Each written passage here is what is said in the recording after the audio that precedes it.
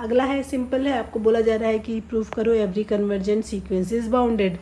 तो बाउंडेड का मतलब क्या होता है हम देख चुके हैं। अगर आपको एक नंबर इधर k मिले, इधर नंबर k2 मिले, और for every n belongs to capital N के लिए, तो सीक्वेंस क्या जी हो जाती है बाउंडेड। तो आपको यहाँ पे यही प्रूफ करना है कि every convergent sequence is bounded. तो इसको कैसे प्रूफ करेंगे, फिर से वही सेम चीज़ है, आपको पैटर्न समझना है कि कैसे प्रूफ किया जाता है। Let Sn is the convergent sequence, is convergent sequence. अब कन्वर्जेंट सीक्वेंस होगी तो डेफिनेशन में यूज़ कर लोगे कन्वर्जेंट सीक्वेंस। देन क्या लिखोगे आप, for every epsilon greater than 0 there exist a natural number m such that mod of Sn minus l का mod is less than epsilon for every n greater than m या equal to m। ठीक है, तो ये definition हो गई। अब देखिए, आपको पता है सीक्वेंस कहाँ से स्टार्ट होती है, S1 S2 S3 dot dot dot dot, फिर Sn आता है और सो ऑन, कहीं पे आपका Sm भी आ जाएगा। ठीक है, ऐसे करके आपके सीक्वेंस के टर्म्स है। तब आप देखिए यहाँ पे आपको बोला जा रहा है Sn माइनस l का mod is less than epsilon. तो इसको आप कैसे लिख सकते हो, इसका मतलब हुआ जो Sn माइनस l की जो वैल्यू है वो कहाँ से कहाँ के बीच में, माइनस एप्सिलॉन से प्लस एप्सिलॉन के बीच में। यही होता है ना, जब x का मॉड मान लीजिए लेस देन 2 है, तो इसका मतलब x की वैल्यू -2 और 2 के बीच में चलेगी, तभी तो उसका मॉड यानी उसका मैग्नीट्यूड 2 से कम होगा। तो ये हो गया आपके पास। अब क्या कर सकते हैं, एल इनइक्वलिटी जैसे सॉल्व कर सकते हैं, एल को पूरी इस इनइक्वलिटी में ऐड कर देते हैं। तो एल माइनस एप्सिलॉन Sn यहाँ पे आ गया आपके पास l प्लस एप्सिलॉन, और आगे से आपका for every n greater is equal to m चलता रहेगा। तो देखिए इससे क्या पता चल रहा है, l फाइनाइट नंबर होगा। क्यों, क्योंकि l सीक्वेंस की लिमिट है, कन्वर्जेंट है सीक्वेंस। एप्सिलॉन भी कुछ फिक्स नंबर होगा, 0 से बड़ा है आपका। ठीक, तो बस हो गया प्रूफ। जैसे ही ये लाइन आती है आप क्या कह सकते हो, जो आपकी सीक्वेंस है वो क्या हो गई, आपकी बाउंडेड हो गई। ठीक है, क्योंकि m से ऊपर आपने बाउंडेड दिखा दिया, m तक के टर्म्स तो कुछ ना कुछ होंगे ही ना। सीक्वेंस शुरू से इन्फाइनाइट तो बनती नहीं है, आगे से धीरे धीरे इन्फाइनाइट बनती है जब आप n टेंस टू इन्फिनिटी करना स्टार्ट करते हैं। ठीक है, तो इस तरीके से ये सीक्वेंस बाउंडेड आ गई। बहुत सिंपल सा ही था। अब फाइनल प्रूफ है थ्योरम का, जो कि आपने पढ़ा था, हमने यूज़ किया है क्वेश्चंस में, कॉची कन्वर्जेंस क्राइटेरिया। इसको कैसे स्टेटमेंट देते हैं, a sequence converges if it is a Cauchy sequence.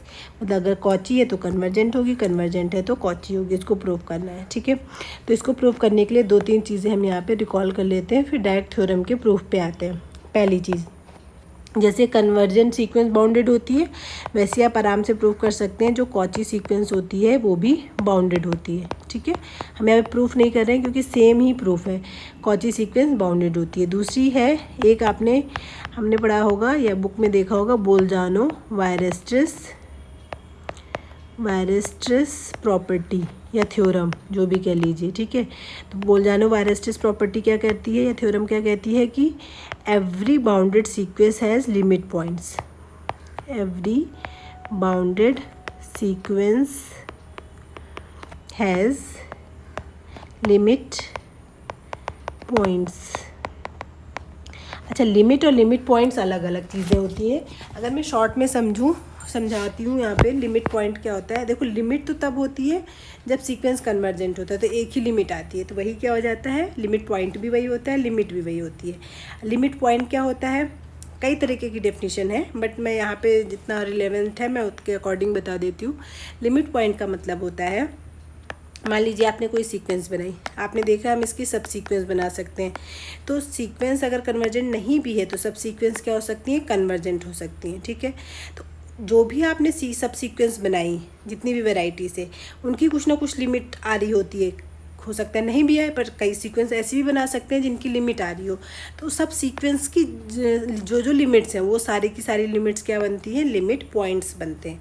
जैसे कि एग्जांपल लिया था -1 की पावर n, तो इसकी जो सब सीक्वेंसेस थी उसकी लिमिट -1 और 1 आ रही थी। तो इसकी लिमिट तो नहीं है, पर इस सीक्वेंस की लिमिट पॉइंट्स हो गए 1 और -1।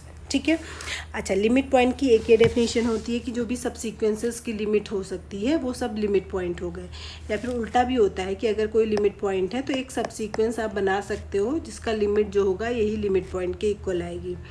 अब एक चीज़ ये भी कहती है कि अगर किसी सीक्वेंस का कोई भी लिमिट पॉइंट है, मान लीजिए a इसका लिमिट पॉइंट है, तो इसका मतलब हुआ कि ये a यहाँ पे आपने डिनोट कर दिया, तो इसका मतलब ये होगा कि इस सीक्वेंस के लगभग इनफाइनाइट टर्म्स ऐसे होंगे जो ए के बहुत छोटे नेबरहुड में ही पड़ जाएंगे, इसी के आसपास होंगे इस सीक्वेंस के टर्म, तभी जो ये ए है वो इसका लिमिट पॉइंट है, लगभग इनफाइनाइट टर्म्स। ठीक है, तो ये लिमिट पॉइंट हो गया। तो इसी तरीके से हम देख लेते हैं, जैसे कि इसको हम इसमें भी देख लेते हैं -1 की पावर n में। तो अभी हमने देखा इसके टर्म्स कैसे होते हैं, -1 1 dot dot dot so on करके। इसका एक लिमिट पॉइंट हम क्या कह रहे हैं, 1 है। तब देखिए सीक्वेंस में मैंने कह दिया 1 इसका लिमिट पॉइंट है। अब 1 जब इसका लिमिट पॉइंट है तो आपको पता है 1 का मैं कहे कितना भी छोटा नेबरहुड ले लूँ, नेबरहुड मतलब 1 के चाहे जितने नज़दीक देखूँ आसपास दोनों साइड, तो आपको देखने को मिलेगा कि 1 के अंदर ही अंदर जितने भी पॉइंट्स है वो लगभग इनफाइनाइट पॉइंट्स है सीक्वेंस के। क्यों, दूसरा टर्म 1 आ गया, तीसरा चौथा टर्म 1, हर ऑड टर्म को छोड़ के जो भी इवन टर्म्स है वो सब के सब 1 है, वो सब के सब 1 वाले नेबरहुड में ही पड़ रहे हैं, तो लगभग इनफाइनाइट टर्म्स ही तो इसके अंदर पड़ गए। ठीक है, तो 1 क्या हो गया, इसका लिमिट पॉइंट हो गया। तो यही चीज़ हमने यहाँ पे थ्योरम के प्रूफ में यूज़ करनी है। तो चलिए थ्योरम का प्रूफ स्टार्ट करते हैं। तो पहला पोर्शन तो बहुत आसान है, जिसमें आपको प्रूफ करना है कि सीक्वेंस अगर कन्वर्जेंट है तो कॉची भी होगी। ये आसान है प्रूफ करना। तो IFF का मतलब ही यही होता है कि ये दोनों टाइप से चलती है डेफिनेशन, यानी कि अगर सीक्वेंस को पहले आप लेके चलोगे कि कन्वर्जेंट है और आप प्रूफ करोगे कि ये कॉची भी होगी, फिर नेक्स्ट पार्ट में क्या करोगे, जो सीक्वेंस है उसको कॉची कंसीडर करके जाओगे और इसको प्रूफ करोगे कि ये कन्वर्जेंट होगी। तो इस तरीके से ये टर्म आपको प्रूफ करनी है। तो सबसे पहले पोर्शन में चलते हैं, पार्ट 1 में। Let sequence Sn is convergent, और आपको इसे कॉची प्रूफ करना है। ठीक है, तो कन्वर्जेंट होगी तो सीधी सी डेफिनेशन है, for every epsilon greater than 0 there exist m belongs to n such that mod of Sn minus का L mod less than epsilon for every n greater than m। ये डेफिनेशन होती है आपकी, कन्वर्जेंट होता है। अब आपको कुछ नहीं करना, आपको पता है m से बड़े कोई सा भी n ले लोगे ये डेफिनेशन हमेशा होल्ड होगी। ठीक है, तो आपने क्या कर लिया, जानबूझ के k ले लो कुछ। ठीक है, यानी कि एस के माइनस एल का मॉड भी लेस देन एप्सिलॉन हो जाएगा for every k greater is equal to m। Okay, अब नाउ से स्टार्ट कर लीजिए। Now mod of Sn minus S K से स्टार्ट किया आपने, इज इक्वल टू एल को इसमें प्लस कर लीजिए, माइनस कर लीजिए, ये बनेगा। फिर इसके बाद नेक्स्ट क्या बनेगा, इसको सॉल्व करेंगे, फिर से वही एस के माइनस एल को अलग कर लीजिए, less than is equal to बन जाएगा, और Sn माइनस एल को आपने अलग कर लिया। ठीक है, मॉड अलग अलग हो जाते हैं, तो जैसे कि आपने क्या कर लिया है, इन दोनों को साथ में ले लिया और इन दोनों को साथ में ले लिया। ठीक, इस तरीके से हुआ।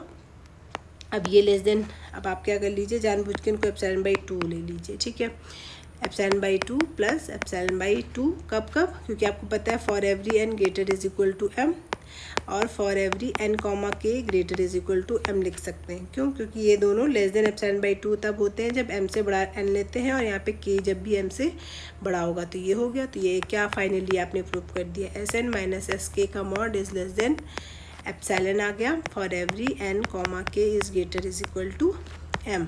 तो इसी को तो कॉची सीक्वेंस कहते हैं। This implies sequence Sn is Cauchy sequence. ठीक है, अब जो इसका नेक्स्ट पार्ट है उसमें आपको क्या प्रूफ करना है कि सीक्वेंस कॉची है और कन्वर्जेंट प्रूफ करना है। ठीक है, तो फिर से वही चीज़, let sequence Sn is Cauchy sequence, और आपको प्रूफ करना है कि ये कन्वर्जेंट होगी, is Cauchy sequence, and then we will prove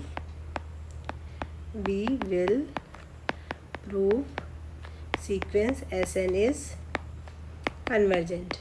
ठीक है, तो कन्वर्जेंट डेफिनेशन यही है, कॉची होगा तो आप ये डेफिनेशन लेके जाएंगे, कन्वर्जेंट प्रूफ करना है तो आपको ये प्रूफ करके दिखाना होगा। अच्छा, हम ये ε/2 क्यों ले रहे हैं वो आप देख रहे होंगे, ताकि ऐड करके आपको ओरिजिनल डेफिनेशन जैसा एप्सिलॉन दिखे। अगर नहीं है भी लेते हैं तो भी कोई दिक्कत नहीं, आप एप्सिलॉन लेके जाएंगे तो एप्सिलॉन प्लस एप्सिलॉन 2 एप्सिलॉन हो जाएगा, उसे नया एप्सिलॉन डैश पढ़ लीजिए। ठीक है, तो हम जानबूझ के ε/2 कर देते हैं ताकि फाइनल आंसर आपको एप्सिलॉन में दिखे, इस वजह से। तो आपने अगर एसएन को कॉची सीक्वेंस ले लिया है तो इसकी डेफिनेशन क्या होती है, हमको पता है कॉची सीक्वेंस की डेफिनेशन इस तरह की होती है कुछ, ठीक है। तो अब थोड़ा सा आगे चीज़ें देखते हैं कि अगर सीक्वेंस कॉची है तो बाउंडेड भी होगी, बाउंडेड होगी तो बोल्जानो-वायरस्टेस थ्योरम क्या होता है, हर बाउंडेड सीक्वेंस का लिमिट पॉइंट आता है।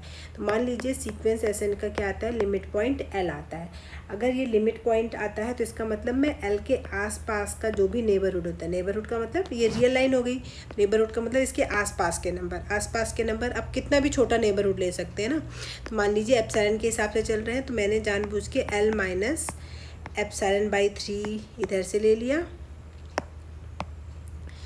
एल माइनस एप्सिलॉन बाई 3 इधर होगा और इधर की तरफ क्या होगा, एल प्लस एप्सिलॉन बाई 3, ठीक है।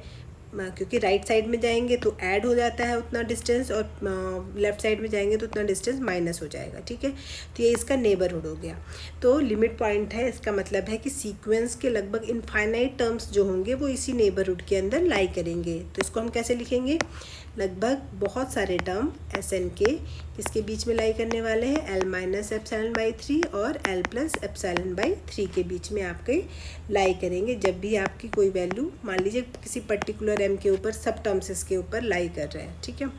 अब आपने क्या कह दिया, इसके बाद के लगभग इनफाइनाइट टर्म्स जब इनके बीच में लाई करेंगे तो ये बनेगी आपके पास एक इक्वेशन, ठीक है। अब कॉची सीक्वेंस है तो कॉची सीक्वेंस तो ये कहती है कि for every epsilon greater than 0 there exist a number m belongs to n such that S N minus F M का मॉड से स्टार्ट करेंगे और आप कहाँ तक पहुँचेंगे यहाँ पे, less than epsilon for every n, यहाँ पे k कर लीजिए या इसको ऐसे ही रहने दीजिए, for every n greater is equal to m। ये हो गई आपकी कॉची सीक्वेंस की डेफिनेशन। नाउ कन्वर्जेंट दिखाने के लिए आपको यहाँ से स्टार्ट करना पड़ेगा, एस एन माइनस एल का मॉड। इसमें अब आप क्या कर लीजिए, आप क्या करेंगे इसमें S N plus for every, अच्छा यहाँ पे k लिखा है तो आप यहाँ पे k लिख लीजिए। तो आप देख रहे हो कि n है, m है, k है, बहुत सारी चीज़ें। तो आप इसमें क्या सबसे पहला काम क्या कर लीजिए, आप m को प्लस कर लीजिए, माइनस कर लीजिए, फिर k को प्लस कर लीजिए, sk को, और माइनस भी कर लीजिए माइनस l। अब अपने अकॉर्डिंग इक्वेशन के अकॉर्डिंग आप जो इनके टर्म हैं उनको एक साथ लिख लीजिए, जैसे एस एन और माइनस एस एम एक साथ आ जाएंगे, S N minus S M का मॉड एक साथ आ जाएगा। नेक्स्ट आप देख सकते हैं इसमें, इसको अगर मैं लिखना चाहूँ तो मैं इसको क्या लिख सकती हूँ, इसको लिख सकते हैं हम एस के माइनस एल का mod is less than epsilon by 3। तो एस के माइनस एल को एक साथ रख लेते हैं, इन दोनों को एस के माइनस एल को एक साथ रख लिया और लास्ट बच रहा है एस एम माइनस एस के को हमने एक साथ रख लिया, ठीक है। तो आपको पता है ये के भी एम से बड़ा है तो S N minus S M less than epsilon by जानबूझ के 3 लिखते, और आपका साथ में ही आपका एस एन माइनस एस के का मॉड भी क्या हो जाएगा, लेस देन एप्सिलॉन बाई 3, क्योंकि जो के हर n जब भी m से बड़ा हो तो k भी तो m से बड़ा ही है। तो तीनों के लिए ये लेस देन क्या हो जाएगा, epsilon by 3, epsilon by 3, epsilon by 3। Solve करके क्या बन गया आपके पास, epsilon for every n greater is equal to m। तो जैसे ही एस एन माइनस एल का मॉड लेस देन एप्सिलॉन आया तो इसका मतलब जो सीक्वेंस है वो आपकी क्या हो गई, कन्वर्जेंट सीक्वेंस हो गई, ठीक है। तो आई होप आपको ये थ्योरम क्लियर हो गई होगी, ठीक है।